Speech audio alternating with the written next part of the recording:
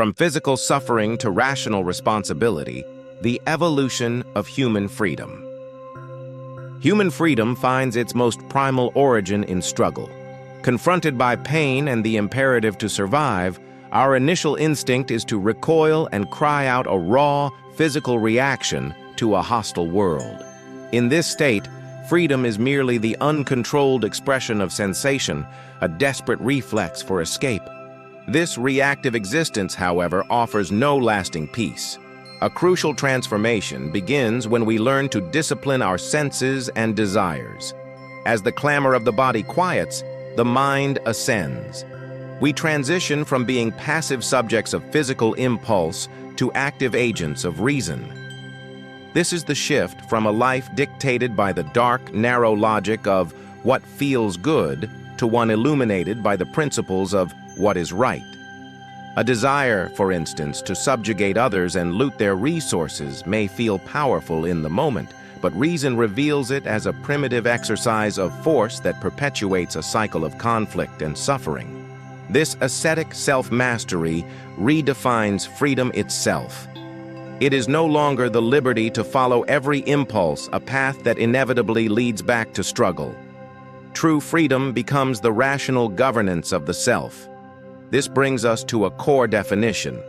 Freedom is the conscious acceptance of responsibility for the consequences of one's actions. This is the rational path, the one that leads to inner peace. To choose responsibility is to exercise the highest form of freedom, for it is an act of a mindful being, not a reactive creature. This individual realization carries a profound social implication.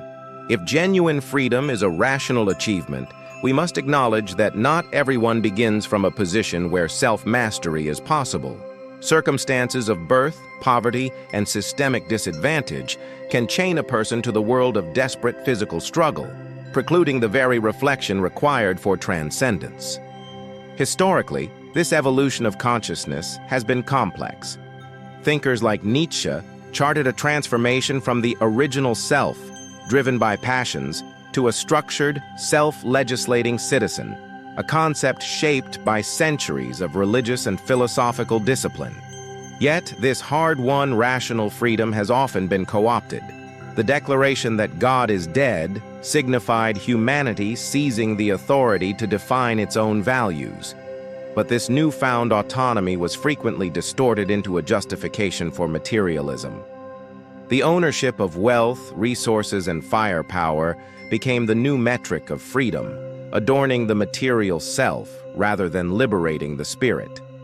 We refined our aesthetics not to elevate the mind further, but to rationalize the renewal of material desire. It is for this reason that the philosophy of my social relations favors socialism over liberalism.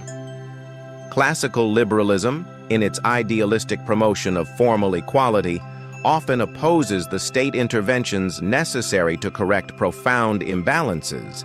It champions the individual's right to self-determination, but in so doing, it can neglect the collective responsibility to create the conditions for all to be free.